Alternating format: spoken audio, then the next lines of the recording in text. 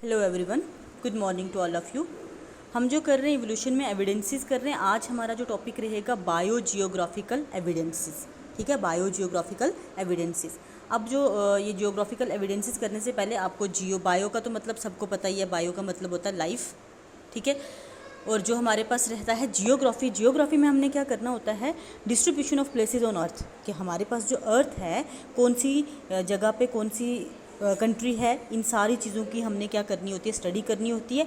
या एक written form में हमारे पास ग्राफिकल फॉर्म में डिफरेंट प्लेसेस की जो इन्फॉर्मेशन होती है उसको हम बोलते हैं जियोग्राफी। ठीक है, अब बायो जियोग्राफिकल एविडेंसेस का मतलब क्या हो गया, बायो का मतलब लाइफ हो गया, जियोग्राफी का वही मैंने बताया कि डिस्ट्रीब्यूशन ऑफ प्लेसेस, कौन सी जगह पे कौन से प्लांट्स एंड एनिमल्स हैं। ठीक है, उसके अकॉर्डिंगली हम पढ़ेंगे कि किस तरह से नई चीज़ें इवॉल्व हुई हैं, नई जो फॉर्मेशन हुई है प्लांट्स और एनिमल्स की, लिविंग ऑर्गेनिजम्स की, किस तरह से वो नए बने हैं, मतलब पुराने एग्जिस्टिंग वन से नए वाले किस तरह से बने हैं। ये हमने कुछ एक फैक्ट्स पढ़ने हैं बायोजियोग्राफिकल एविडेंसेस में। ठीक है, अब हमारे पास कुछ एक फैक्ट्स हैं। फैक्ट्स आपको पता है जिनकी एक्सपेरिमेंटल प्रूव नहीं होता, जो क्या हमें बताते हैं, डिस्ट्रीब्यूशन बताते हैं प्लांट्स और एनिमल्स की।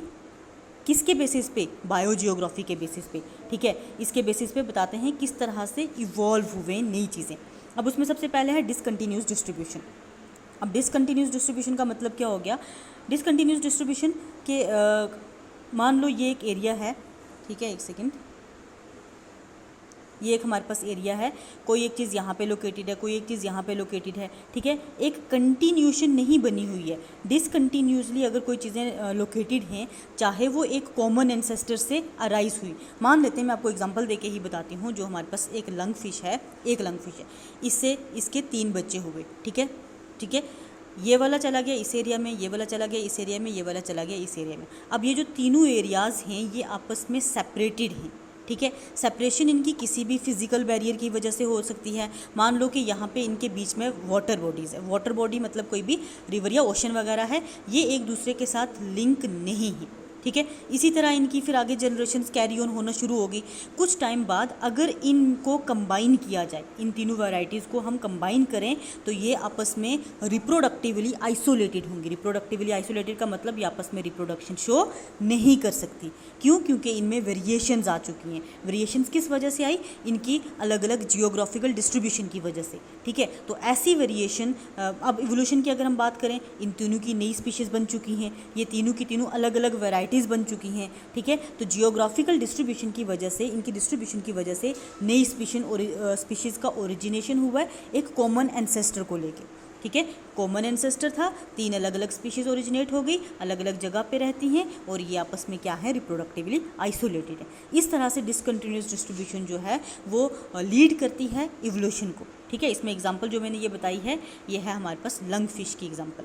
लंग फिशेज़ हमारे पास सिर्फ और सिर्फ कितनी हैं, 3 लंग फिशेज़ हैं।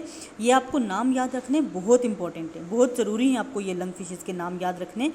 जैसे कि लेपिडोसाइरन, जिसको अमेरिकन लंग फिश बोला जाता है, प्रोटोटेरस, जिसको अफ्रीकन लंग फिश बोला जाता है, नियोसिराटरस जो है ऑस्ट्रेलियन लंग फिश। ये 3 नाम आपने बहुत इंपॉर्टेंट हैं, इनको याद रखना है। 3 लंग फिशेज़ हैं, ये अमेरिका में रहती है, सिर्फ अमेरिकन में हमें देखने को मिलती है, अफ्रीका रीजन में, ऑस्ट्रेलियन रीजन में देखने को मिलती है। ठीक है, उन तीनों में वेरिएशंस आ चुकी हैं, लेकिन अगर इन तीनों के एंसेस्टर की बात करें, एक कॉमन एंसेस्टर है। ठीक है, तो इस तरह से डिसकंटिन्यूस डिस्ट्रीब्यूशन की वजह से क्या होती हैं, न्यू स्पीशीज़ का ओरिजिनेशन हो जाता है। अब उसके बाद नेक्स्ट जो है रिस्ट्रिक्टेड डिस्ट्रीब्यूशन। रिस्ट्रिक्टेड वर्ड का मीनिंग तो सबको पता ही होगा। रिस्ट्रिक्टेड होता है किसी एक पर्टिकुलर जगह पे रिस्ट्रिक्ट रहना, ना उससे बाहर कोई चीज़, बाहर से कोई अंदर आए, ना वहाँ से बाहर कोई जाए। ठीक है, ऐसी रिस्ट्रिक्टेड डिस्ट्रीब्यूशन जो है वो भी लीड करती है इवोल्यूशन। अब इसमें भी एग्जांपल को लेके ही चलते हैं हम।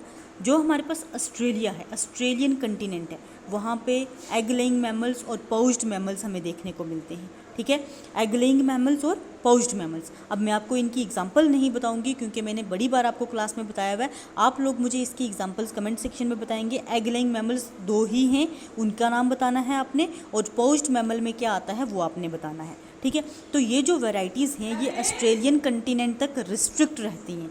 ठीक है, मतलब सिर्फ हमें ऑस्ट्रेलिया में ही देखने को मिलती हैं, कहीं अदर उसके अलावा जो रीजन है वहाँ हमें देखने को नहीं मिलती। अब इसके पीछे रीज़न क्या था, जैसे ऑस्ट्रेलियन कंटिनेंट है ये पूरा सराउंडेड रहता है ओशन से, इसके सराउंडेड में क्या है, वाटर बॉडीज़ हैं, तो यहाँ से खुद ये जो एग लेइंग मैमल या अगर बात करें हम पोच्ड मैमल्स की, ये खुद यहाँ से तो बाहर जा नहीं सकती, बाहर से कोई एनिमल्स जो हैं वो खुद इधर आ नहीं सकते ऑस्ट्रेलियन कंटिनेंट में, ठीक है, खुद भी बाहर नहीं जा सकती, बाहर से कोई भी नहीं आ सकता, क्योंकि सराउंडिंग में क्या है, सराउंडिंग में वाटर बॉडी है, सराउंडिंग में क्या है, वाटर बॉडी है। तो यहाँ पे इनकी जो डिस्ट्रीब्यूशन हुई, इनकी जो यहाँ पे डिस्ट्रीब्यूटेड है ये पोच्ड मैमल और एग लेइंग मैमल, ना तो ये बाहर जा रही है ना बाहर से कोई अंदर जा रहा है, तो ये इस पर्टिकुलर एरिया में रिस्ट्रिक्ट हो गई, ठीक है। अब जो हमें ये पोच्ड मैमल्स और एग लेइंग मैमल्स सिर्फ और सिर्फ ऑस्ट्रेलियन कंटिनेंट में देखने को मिलती है, कहीं और नहीं मिलती, ठीक है। ये भी लीड करता है कि इवोल्यूशन में।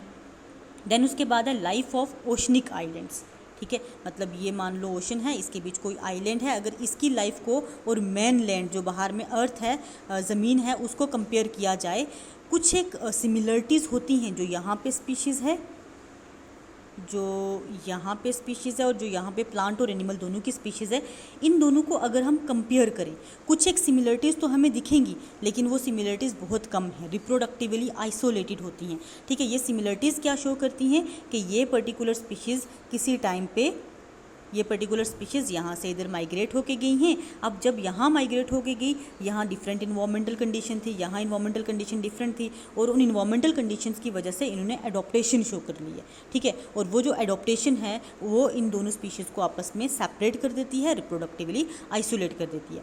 अब इस चीज़ को जब किया गया, प्रूफ किया गया या एक्सप्लेन किया गया, डार्विन जो है, डार्विन हम आगे इसकी करेंगे। डार्विन ने एक वॉयज किया था, मतलब एक समुद्री सफ़र किया था, 4-5 साल तक वो पूरा अपनी एक शिप थी उसकी, बिगल, HMS बिगल, ये हम डिटेल में आगे डार्विन के रिलेटेड मैं आपको बताऊंगी।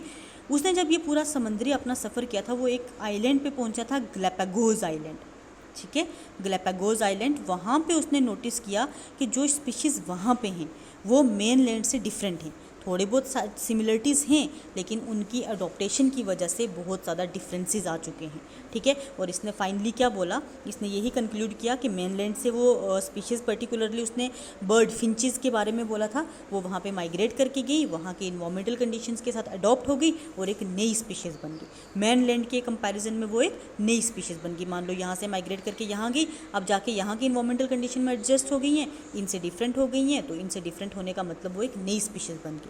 इस तरह से ये जो बायोजियोग्राफिकल लोकेशंस हैं ये रोल प्ले करती हैं किसमें, इवोल्यूशन में, ठीक है। तो आज हम यही तक करेंगे। 2 हमारे पास एविडेंसेस बच चुकी हैं, साइटोलॉजिकल और बायोकेमिकल हो चुकी है। एक और हमारे पास बचती है, सिर्फ 2 ही बचती हैं, वो हम नेक्स्ट लेक्चर में करेंगे। आज हम यहीं तक रखते हैं। Thank you so much.